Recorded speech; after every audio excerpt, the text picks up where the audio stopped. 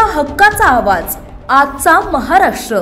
महिला डॉक्टरने केलेल्या आत्महत्येच्या प्रकरणामुळे संपूर्ण राज्यात खळबळ माजली आहे। या प्रकरणात आता नवनवीन खुलासे होऊ लागल्याने पोलीस यंत्रणा खडबडून जागी झाली आहे। या प्रकरणातील मुख्य आरोपी PSI बदने याला निलंबित करण्यात आला आहे।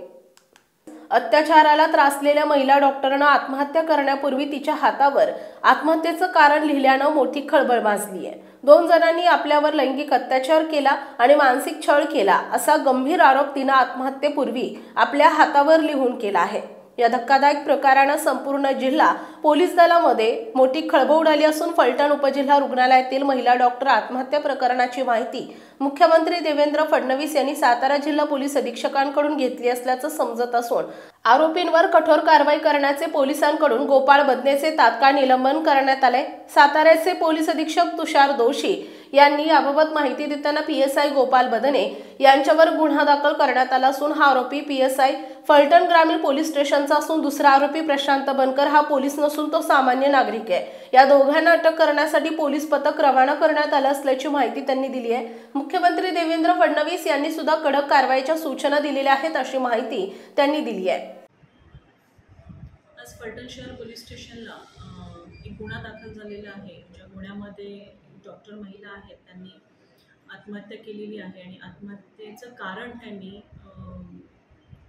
फलटण ग्रामीण पोलीस स्टेशनचे पोलीस उपनिरीक्षक गोपाळ बदने आणि एक सिव्हिलियन व्यक्ती प्रशांत बनकर यांनी त्यांना शारीरिक आणि मानसिक छळ केला आणि त्यामुळे त्यांना आत्महत्या करावी लागली असा त्यांनी मेसेज लिहून ठेवलेला आहे। त्या अनुषंगाने आपल्याकडे फलटण शहर पोलीस स्टेशनमध्ये BNS कलम 64(2)N आणि BNS कलम 108 म्हणजे जबरदस्ती शारीरिक संभोग करणं आणि आत्महत्येला प्रवृत्त करणं या कलमांमुळे गुन्हे दाखल झालेले आहेत। याच्यामध्ये 2 आरोपी निष्पन्न आहेत। फिर्यादी हे मयत डॉक्टर महिलेचे चुलत बंधू आहेत।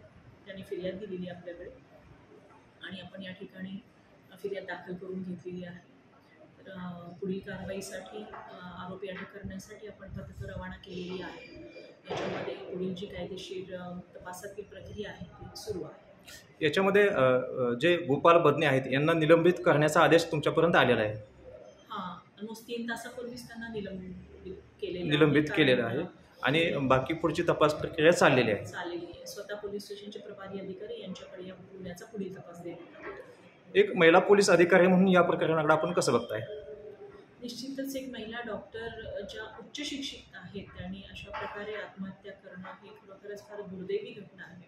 कारण एका मुलीला लहानाचं मोठं करणं आणि तिला शिकून सवरून डॉक्टर बनवणं ही आईवडिलांसाठी फार कष्टाची प्रक्रिया असते आणि उच्च शिक्षित महिलेने त्यांच्यावर होणाऱ्या शारीरिक आणि मानसिक त्रासांमुळे आत्महत्या करणं ही खरोखरच अजून देखील समाजामध्ये ज्या काही प्रथा चालत आहेत त्यांच्याविषयी फार अगदी सिरियसली पाहणं गरजेचं आहे असं मला वाटतं। स्वतः उच्च शिक्षित आहेत, त्यासोबत त्यांच्या सहकारी अधिकारी असतात, काम करणारे मित्रमैत्रिणी असतात, त्यांना त्रास होत होता तर त्यांनी कोणाला तरी सांगणं जेणेकरून याच्यामध्ये वेळीच आपण इंटरव्हेन केलं असतं। नातेवाईक असतील, पोलीस प्रशासन असेल किंवा त्यांच्या सहकारी अधिकाऱ्यांमार्फत वेळीच त्याच्यामध्ये दखल घेतली गेली असती तर एका महिला डॉक्टरचा प्राण या ठिकाणी निश्चितच वाचला असता। ही घटना जी आहे ती अतिशय दुर्दैवी आहे असं मला वाटतं। समाजामधला संवाद संपलेला दिसतो, त्यामुळे अशा पद्धतीच्या घटना घडताना दिसतात। आज पोलीस प्रशासनातलं ॲडमिनिस्ट्रेशन जे आरोग्य विभाग आणि पोलीस प्रशासन याच्यामध्ये काहीतरी कुठेतरी संवादाची कमतरता वाटते का तुम्हाला, म्हणजे ह्या घटनेच्या अनुषंगाने? ही तर अगदी हाताच्या बोटावर मोजण्यासारखी ही घटना आहे। अदरवाईज पोलीस प्रशासन असेल किंवा वैद्यकीय अधिकारी असतील ह्या सर्वांचं काम एकच असतं की आरोपीला न्याय प्रक्रियेमध्ये घेऊन जाणं आणि जे विक्टीम आहेत त्यांना न्याय मिळवून देणं। ह्या सर्व यंत्रणा याच्यासाठीच काम करत असतात आणि दोघं देखील एकमेकाच्या सहकार्याने आणि सहयोगानेच काम करत असतात। त्यामुळे शक्यतो कसे असे कॉन्ट्राडिक्टरी किंवा कॉन्फ्लिक्ट रोल असे नसतात, पण काही वेळेला होतं की काही ॲडमिनिस्ट्रेटिव्ह इनकन्व्हिनियन्स जेव्हा होतो त्यावेळेला काही त्या ज्या गोष्टी होत्या त्या तक्रारी असतील वैद्यकीय अधिकाऱ्यांच्या किंवा पोलिसांच्या ज्या तक्रारी असतील त्या प्रशासकीय बाबी होत्या आणि ज्या कारणास्तव या ठिकाणी महिला डॉक्टरनी आत्महत्या केली ती अगदी त्यांची वैयक्तिक बाब आहे. त्यामुळे या प्रशासकीय बाबींचा या वैयक्तिक बाबीशी अर्थार्थी काही संबंध नाही असं मला पूर्णपणे वाटतं. या घटनेनंतर पोलीस प्रशासनाकडे बघण्याचा दृष्टिकोन एक वेगळ्या पद्धतीचा झालेला दिसतो किंवा मीडिया ट्रायल ज्या आहेत त्याची घटना मीडिया ट्रायलमध्ये जास्तीत जास्त एक हायलाईट केलं जातं की पोलीस प्रशासनाचा काळा चेहरा म्हणून. मग ह्या अनुषंगाने आपण समाजाला नेमका कुठला संदेश देऊ इच्छिता? निश्चितच मी देखील बातम्या बघते आहे ज्या पद्धतीने मीडियामध्ये ह्या बातम्या येत आहेत ते पाहून वाईट वाटतं. कारण सर्वच पोलीस काही वाईट नसतं. पोलीस प्रशासनामध्ये काही चांगले पोलीस अधिकारी काही चांगले पोलीस अंमलदार आहेत म्हणून तर पोलीस प्रशासन अजून देखील खंबीरपणे काम करत आहे. शेवटी घटना घडली, ज्यांनी घटना केली किंवा ज्याच्याविषयी गुन्हा दाखल झाला तो पण एक व्यक्तीच आहे आणि समाजामध्ये व्यक्ती तितक्या प्रकृती असतात. मग तो पोलीस असो किंवा अजून कोणता अधिकारी असो किंवा आणखीन कोणीतरी असो. कारण महिलांवर अत्याचार हे पुरुषांकडूनच केले जातात ही काळ्या दगडावरची पांढरी रेघ आहे. त्यामुळे ते पोलीस प्रशासनातील असणाऱ्या अधिकाऱ्यांनी अंमलदारांनी तरी अजून जास्त जाणीवपूर्वक या गोष्टी कटाक्षाने टाळल्या पाहिजेत. कारण आपण लोकांच्या सुरक्षिततेसाठी आहोत ही गोष्ट त्यांनी जाणीवपूर्वक लक्षात ठेवली पाहिजे.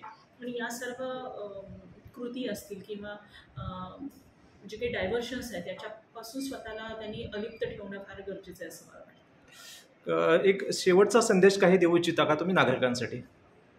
निश्चितच आपल्या आजूबाजूला जर काही अशा गोष्टी आपल्याला निदर्शनाला येत असतील किंवा मुलींवर अत्याचार होत असतील, ज्या महिला पोलिसांपर्यंत पोहोचू शकत नसतील असं आपल्याला वाटत असेल तर आपण निश्चितपणे आमचा टोल फ्री नंबर आहे डायल 112 या नंबरवर आपण डायल करू शकता. पोलीस स्टेशन प्रभारी अधिकारी आहे, DYSP आहेत, आम्ही आहोत, स्वतः SP सर आहेत. कोणापर्यंत तरी तुम्ही पोहोचण्याचा प्रयत्न करा आणि तुमच्यावर जो काही त्रास होतोय, तुमच्यावर जो काही अन्याय होतोय तो तुम्ही बोलून दाखवा. तुम्ही बोलल्याशिवाय तुमच्या मनातलं आम्हाला कळणार नाही किंवा कोणालाही कळणार नाही. पोलिसांपर्यंत नाही पोहोचता आलं तर मैत्रिणीला बोला, आई वडिलांना बोला, शेजार पाजाऱ्यांना बोला, संघटना आहेत ज्या मदतीला पुढे येतात त्यांच्याशी बोला. पण कोणाशी तरी बोला, डायलॉग ठेवा. कारण आयुष्य हे माणसाचं एकदाच मिळतं आपल्याला आणि ते चांगल्या पद्धतीने जगणं हा प्रत्येकाचा अधिकार आहे. यामध्ये जर तुम्हाला त्रास होत असेल तर निश्चित आम्ही सर्वजण तुमच्यासाठी आहोत.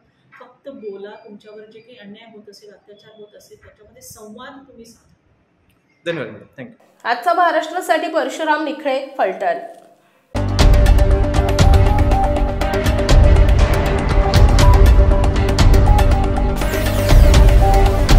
तुमच्या हक्काचा आवाज, आजचा महाराष्ट्र.